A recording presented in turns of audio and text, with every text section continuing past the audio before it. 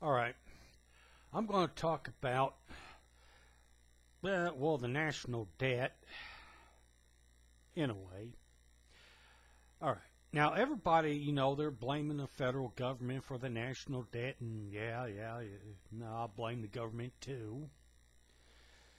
But you look at things in another way here. Because our national debt, I mean, yeah, it's like over $17 trillion and all. But let's try to figure out how we got there. All right. Let's see. Let's go start at people's personal debts. How many of us always like to get a good deal somewhere? You see the price of maybe $5 listed, and you know that's already a good deal on something, but then you say, I don't want to pay that. I want to pay just $1.50 on it. So then, after a while, the person selling whatever, they give in and sell something to you for $1.50 instead of $5. Now, Sister Mary, when she was still alive, she once said to pay the person the price they're asking. So, it brings me to something about Craigslist in a post I seen somebody say. They said, look on Craigslist, and then they said that they never pay the asking price. Okay, let's see. Everybody's trying to get a good deal on something. So a guy will advertise a car for like, say, $900. And some guy says, I can talk him down from that. Walks up $300, say, I got $300 cash. How about that? People, let's stop trying to talk people down all the time. Like, we don't always have to get a good deal all the time. Now, that's one of the examples. Another one, like Virginia putting, like, toll booths up on bridges and roads crossing the river. They charge $2. Come on, Virginia. You don't need to make money off of everything. It's like pretty soon we're going to have a tax on the air we breathe. Saying, well, if you want to breathe our air, you're going to have to pay this money here so we can clean it up. And stupid people always trying to get money somehow. And how many people go to Walmart and it's like they pick something out, like say a coffee cup. Maybe a coffee cup costs $5. And they go up to the register and it don't scan. So the person like starts arguing with the cashier and starts trying to say how the coffee cup should be free because it wouldn't scan. While the cashier has to be nice and polite and professional, the customer thinks they've got the right to run their mouth and be as insulting as possible. So there's another example of somebody always trying to get a good deal on something. Or it's like, let's see, like maybe the furniture industry too. Yeah, American-made furniture seems kind of expensive. Saying, let's say, it costs like a company $1,000 to make a desk, and they sell it for $15,000. And, that kind of provides a living for the people that make the desk. But then the company says, well, in order for our company to survive, we're going to have to lower costs. So they start buying desks made in like China, where it costs maybe $15 to make. Well, there's a company trying to get a good deal right there. And then they'd still sell that desk for like $15,000. Oh yeah, that's a big profit right there. So you see, it's not always the federal government, not always their fault in this big debt that we're in, but you know, and they've got a big part of it. And a bunch of laws that the government writes. Oh man. Like, if you don't have health insurance, you got to pay the government $95. Well, what business is it of the government whether or not somebody has health insurance? So Obama rewrites the health laws just to get people to buy his insurance. That sounds like a monopoly to me, which is unconstitutional. I try to tell people about Obama, and they're like, yeah, you're just judging. Give him a chance. Blah, blah, blah. Shut up, people. 20 years from now, when somebody says, I told you so, that won't quite get it. That won't quite be strong enough.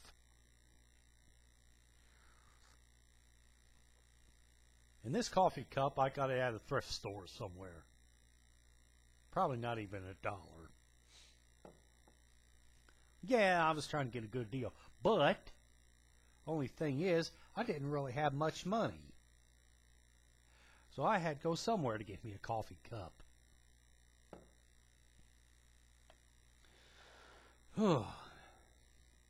But I'll go to Walmart. Yeah, funny thing, me going to Walmart, me giving a big speech about trying to get a good deal, and then I go to Walmart to buy stuff for kind of cheap. But then, it's like, how many times have I gone into Walmart? I'd go in there specifically to look for shoes made in America, because I wanted to buy something American made, but everything was made in China. It's like, come on now. Like, I've seen shoes selling in there for like $10. Well, a $10 pair of shoes might last me a month. Walmart. So, where those shoes are made, like, they're probably made for like 37 cents off in China or wherever. Walmart charges $10 for them, and the people that make the shoes, you know, they get treated bad and overworked and stuff. Oh, let's talk about lawsuits then. Like frivolous lawsuits that would drain the American economy. All right. There's once this lady that she sued a grocery store because she tripped and fell. Okay. Well, she tripped and fell over her own kid. How is that the fault of the grocery store if she can't control her kid? And, you know, I believe the court let that lawsuit go through. So then, to recover the cost of the lawsuit, the grocery store had to raise the prices on their products. Hello, thank you, unresponsible parents. Okay, so then there goes the national debt up again. People trying to get a good deal. Trying to put the blame where it don't belong. It's like, yeah, how many times did someone going on Craigslist and they get a car and they always try to talk the person down? It's like, you know you can afford $900, even pay even more than that. And a lot of times $900, it would be a fair price for a car. But they try to get an even better deal.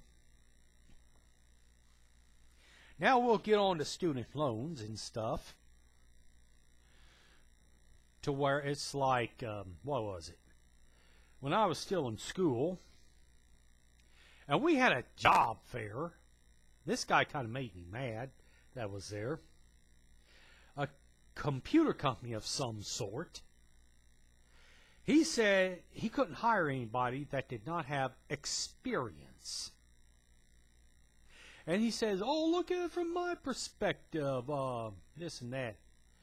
I'm thinking to myself, you idiot, you come to a college job fair where you know people do not have experience, and then you want to whine and complain that they don't have experience and tell us to look at it from your point of view. How in the world do you get experience without a job? You can't get a job without experience, but if you're somebody's friend in their close circle of friends, you'll get a job every time, whether you know anything about the subject or not. So then somebody goes to school for like 4 years. They get a bachelor's degree in whatever, and say they get a bachelor's degree in like geology, and it costs them like they're $65,000 in debt. But because they don't have experience, they can't get a job.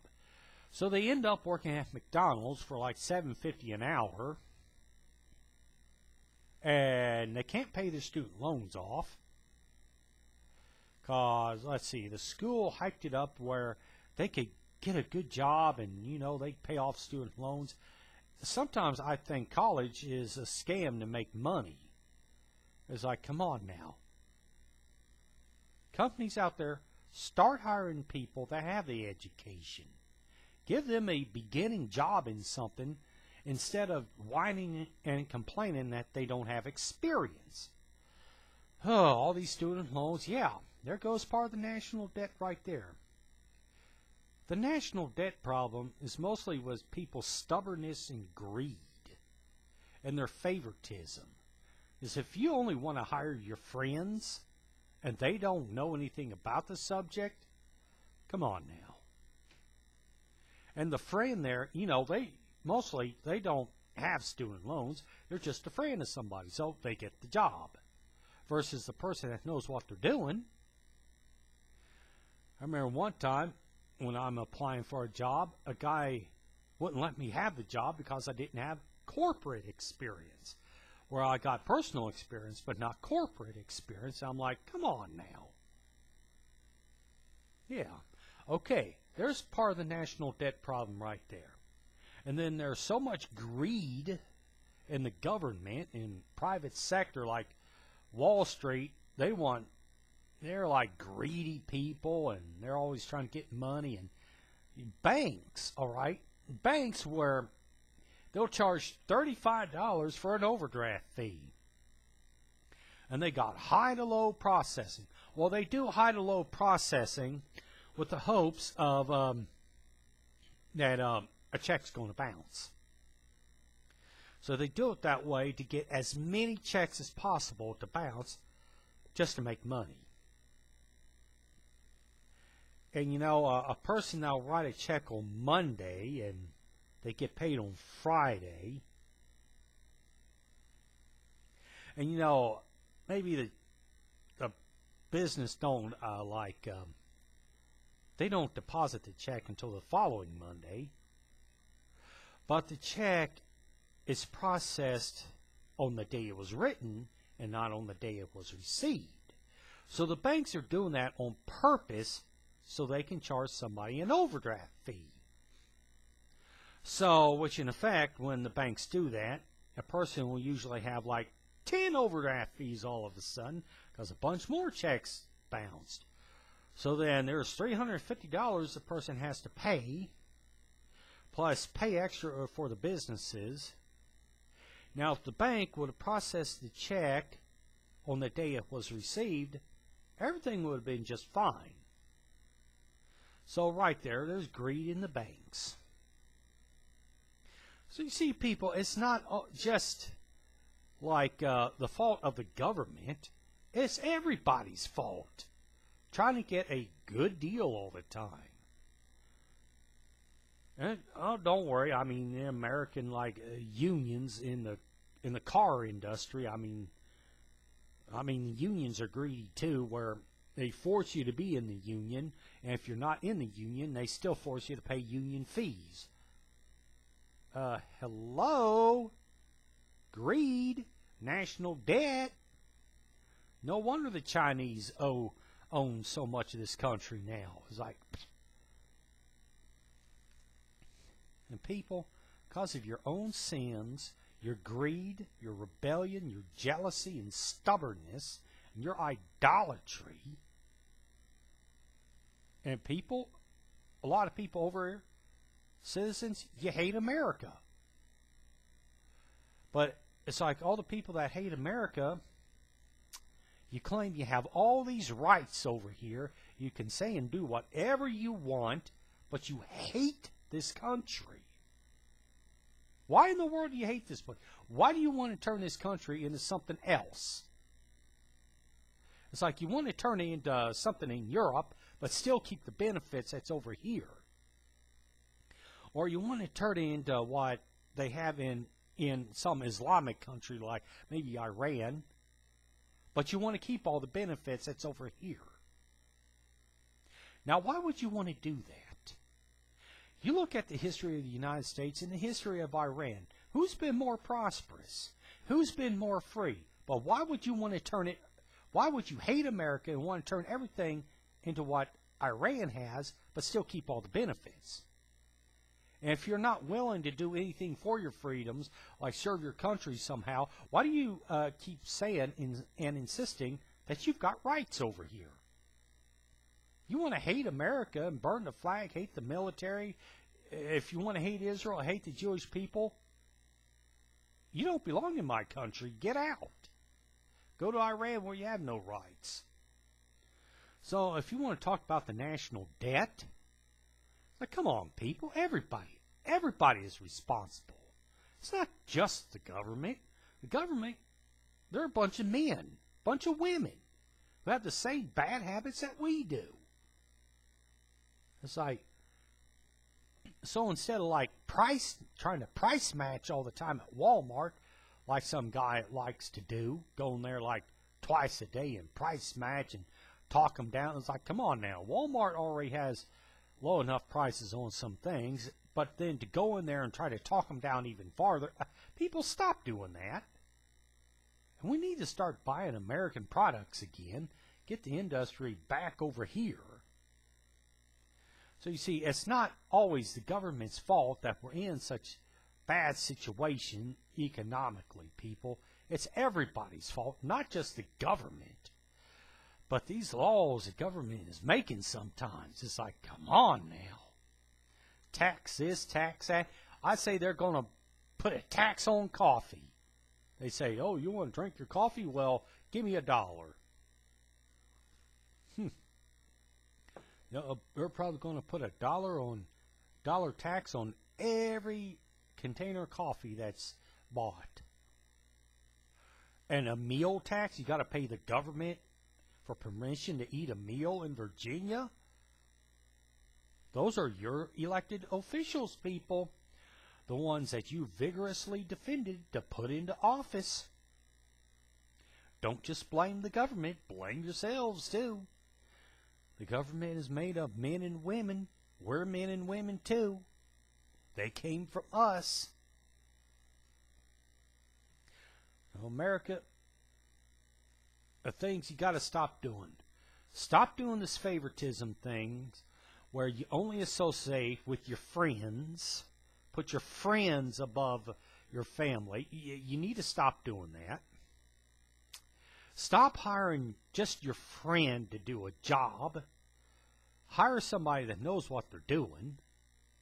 And like a story I heard in North Carolina where some guy, he was like the plant manager or something, and he hired his son as a forklift driver and gave him $17 an hour. What? No. Anyone out there doing that, you need to stop doing that. If you hire somebody as a forklift driver, you start that person out at the starting pay of everyone else who started in that position.